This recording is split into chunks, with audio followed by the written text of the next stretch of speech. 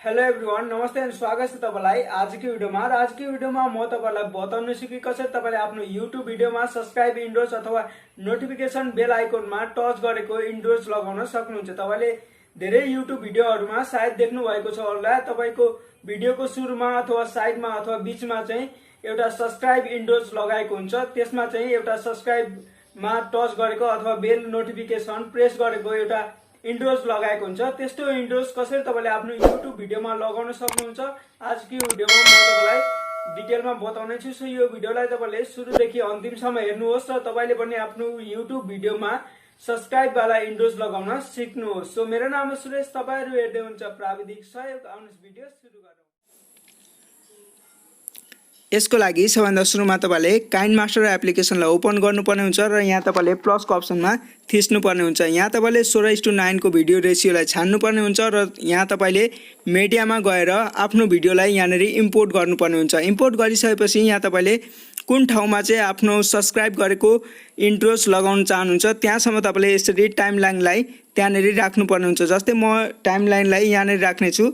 यहाँ चाहिँ म सब्स्क्राइब गरेको इन्ट्रोज राख्न चाहन्छु, त्यसैले मैले टाइमलाइन यहाँनेरि राखेको छु। त्यसपछि तपाईले यहाँनेरि लेयरमा जानुपर्ने हुन्छ र लेयरको मिडियामा जानुपर्ने हुन्छ। त्यसपछि तपाईले यहाँनेरि एउटा सब्स्क्राइब गरेको ग्रीन स्क्रिन भिडियो अथवा इन्ट्रोजलाई चाहिँ डाउनलोड गर्नुपर्ने हुन्छ र यदि डाउनलोड गर्नुभएको छैन भने हाम्रो भिडियोको मुनि डिस्क्रिप्सनमा तपाईलाई लिंक दिएको छ, त्यहाँबाट पनि तपाईले ग्रीन स्क्रिन सब्स्क्राइब इन्ट्रोज डाउनलोड गर्न सक्नुहुन्छ र त्यसलाई प्रयोग गर्न सक्नुहुन्छ। त्यसपछि तपाईले डाउनलोड गर्नुभएको ग्रीन स्क्रिन सब्स्क्राइब इन्ट्रोजलाई यहाँनेरि इम्पोर्ट गर्नुपर्ने हुन्छ र इम्पोर्ट गरिसकेपछि यहाँ तपाईले प्ले गर्नुपर्ने हुन्छ।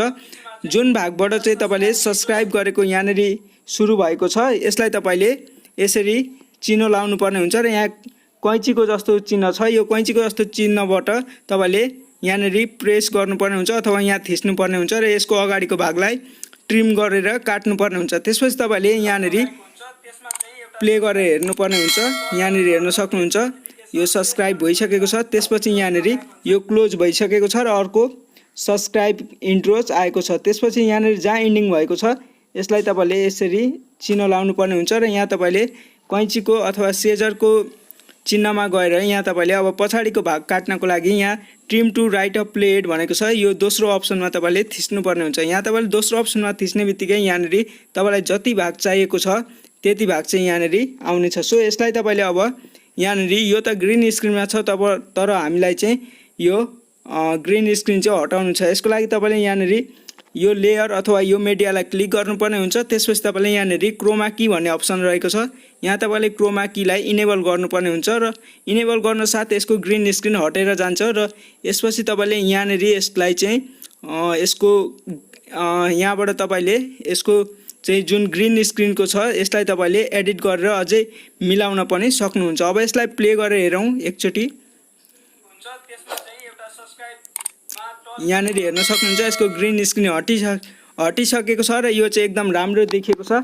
यसलाई तपाईले अब यहाँनेरि यो लेयरलाई थिचेर यसलाई सानो ठुलो वा तपाईले यता उता सार्न सक्नुहुन्छ। यसलाई म यहाँनेरि राख्ने छु, यहाँनेरि हेर्न सक्नुहुन्छ। यसरी तपाईले कुनै पनि ठाउँमा राख्न सक्नुहुन्छ। त्यस्तै तपाईले यो ठाउँमा मन नपरेर तपाईले भिडियोको अर्कै टाइममा राख्न चाहनुहुन्छ भने पनि यसरी तपाईले सार्दै गएर यसरी टाइममा राख्न सक्नुहुन्छ। त्यसपछि तपाईले यहाँनेरि एकचोटी यसलाई प्ले गरेर हेरौँ।